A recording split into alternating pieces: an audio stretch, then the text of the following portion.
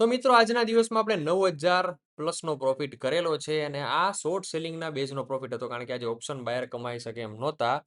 First આપણે વાત કરીએ કે આજનો તમે જે ચાર્ટ જુઓ જેમાં આપણે લાસ્ટ એનાલિસિસ વિડીયોમાં કીધેલું હતું કે જો 23,750 બ્રેક થશે તો માર્કેટ નીચે જશે અને રજા છે એટલે કેવું થોડુંક મુશ્કેલ છે બટ આપણો વ્યૂ હંમેશા નેગેટિવ જ રહે આ માર્કેટમાં. તો તમે લોકો જોઈ શકો છો કે મેં આ પોઝિશનમાં કોલ સેલ કરેલા છે, નથી પુટ બાય કરેલા કે નથી કોલ બાય કરેલા, કોલ સેલ કરેલા છે.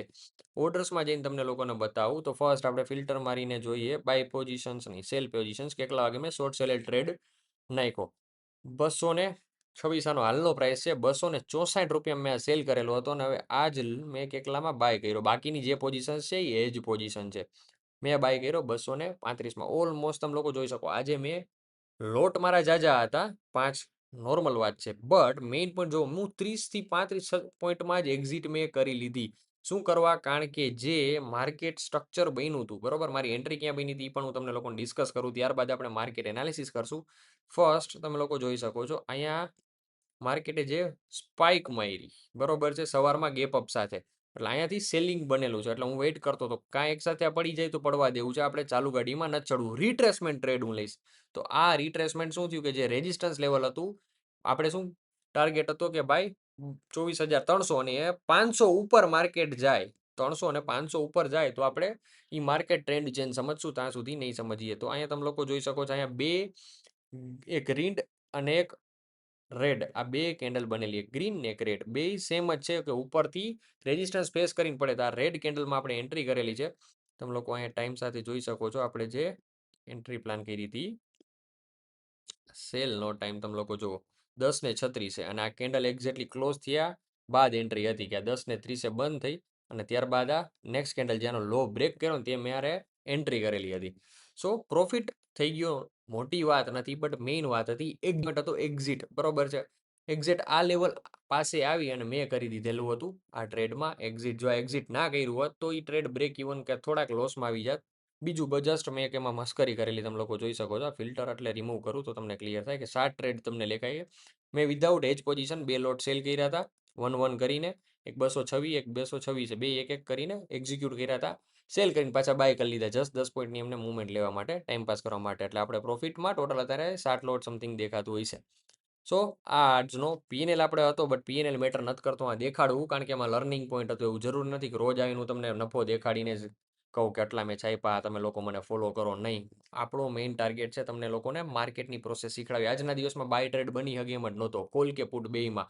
કારણ કે તમે લોકો જોવા જાઓ તો આપણે જે ઓપ્શન ચેઇન રહી એનો ઓઆઈ ડેટા તમે કાઢો તો ઓઆઈ ડેટામાં તમે લોકો જોઈ શકો છો એક્સ્ટ્રીમ લેવલ ઉપર 24,200 એ સેલિંગ અને બાઇંગ બે પોઝિશન્સ ક્રિએટ થયેલી હતી અને આ ફ્રેશ એક્સપાયરી હતી. ફ્રેશ એક્સપાયરીમાં તમે લોકો જાઓ પીસીઆર 1.1નો એટલે તેજીનો પીસીઆર બનેલો છે અને ઇન્ડિયા વિક્સ આપણો તમે લોકો જોઈ શકો છો. ઇન્ડિયા વિક્સ હતો કુલ ઓફ થયેલો. હવે કુલ ઓફ ઇન્ડિયા વિક્સ થયો છે 18નો, બરોબર છે. આ ટોટલી કુલ ઓફ છે સવારનો 18નો ઇન્ડિયા વિક્સ છે.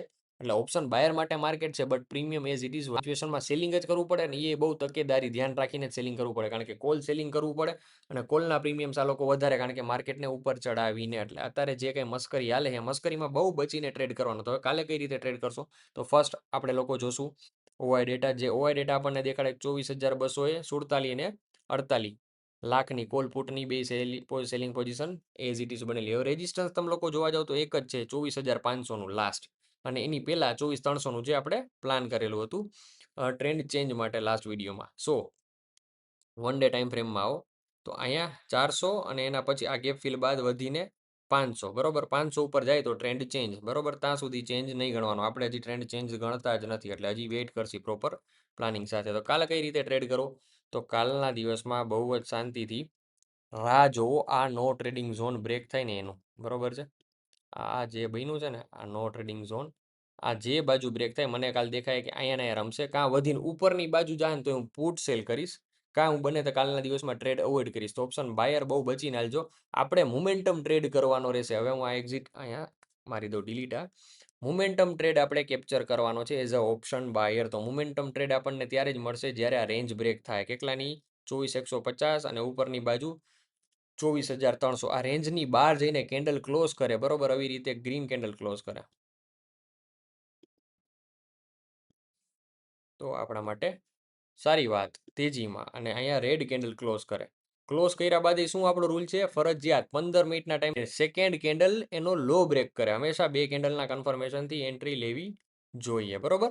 સો ફર્સ્ટ આવી રીતે ડાઉન સાઈડમાં અને ઉપરમાં આ સાઈડમાં સેલિંગ માટે ટ્રેડ્સ બને છે ભાઈ અહીંયા, પણ આપણે સેલિંગ માટે જોતા નથી. ઇન્ડિયા વિક્સ કેટલાનો છે? 18નો. તો ઓપ્શન બાયર તરીકે તમારે બાઇંગ સાઈડ જ જોવાની રહે. ટાર્ગેટ આમાં 400 સુધીનો રહે, 300 બ્રેક થાય અને એના પછી 500નો હું ડાઉન સાઈડ માટે પ્લાન કરું, બટ ત્યાં સુધી નો ટ્રેડિંગ ઝોન કેટલાનું? 24,100 થી 24,300, 200 પોઈન્ટનું નો ટ્રેડિંગ ઝોન મગજમાં રાખજો. ચાલો ત્યારબાદ વાત કરીએ બેંક નિફ્ટીની. ગોલ્ડ આપણે વાત પછી કરશું, એઝ ઇટ ઇઝ ઉપર જ છે. તો આપણે આમાં શું કીધું હતું કે આ લેવલ બ્રેક કરી અને આની નીચે જાય તો આપણે મંદી કરશું. આ ખુલ્લું ગેપ અપ અને બેંક નિફ્ટી તમે જોવા જાઓ, ગેપ અપ ખુલ્લા બાદ હરવે હરવે નીચે જ આવે છે અને હાયર લો સ્ટ્રક્ચર બનાવે છે. એટલે બેંક નિફ્ટીમાં સેમ અગેન જે કાલનો પ્લાન હતો એ 55,400 બ્રેક કરે તો જ મંદીની વાત કરશું. ગોલ્ડની વાત કરીએ તો ગોલ્ડમાં 1 ડે ટાઈમ ફ્રેમમાં આપણું જો આમાં લોંગ પ્રિડિક્શન છે ભાઈ, બરોબર? ગોલ્ડ શું કરે છે? પેલો આપણો 800નો ટાર્ગેટ પેલા એકવાર હિટ કરી દીધો, ત્યારબાદ પાછું નીચે ગયું, રિટ્રેસ થઈને પાછું ઉપર જઈએ. 5,000નો ટાર્ગેટ આપણો ગોલ્ડમાં ટ્રેડિંગ બંધ છે, કારણ કે ઇન્ડિયન માર્કેટ પ્રોપર સારું ચાલે છે. સો 50% આમાં ટાર્ગેટ સિલ્વરમાં આપણો ઓલમોસ્ટ હિટ થઈ ગયો છે. તો જે લોકોને એક્ઝિટ લેવી હોય એ અહીંયા લઈ શકે છે. અને જે લોકો લોંગ કરવા માંગે, મતલબ કે હું કોઈ સજેશન્સ નથી આપતો, બટ જે પ્રિડિક્શન્સ વાઇઝ જે લાગતું હોય કે ભાઈ આપણે પ્લાન કર્યું હોત તો આમ છે, તો અહીંયા પ્રોપર રિસ્ક મેનેજમેન્ટ હોય, ટ્રેડનો પ્રોફિટ મળી ગયો હોય તો અહીંયા એક્ઝિટ થઈ શકે છે.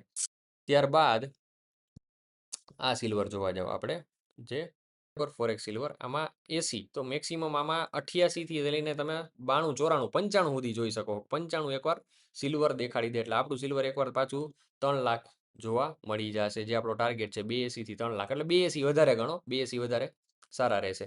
બસ બાકી એઝ ઇટ ઇઝ છે, બરોબર? આપણા ગોલ્ડમાં આપણો ટાર્ગેટ હિટ અહીં થઈ ગયો, જે 50%ની એક્ઝિટ કરવી હોય સેફલી કરી શકે. તો બસ આ જ હતું નિફ્ટી, બેંક નિફ્ટી, ગોલ્ડ અને સિલ્વરનું એનાલિસિસ. મળીએ નેક્સ્ટ વિડીયોમાં. જય હિન્દ, જય ભારત.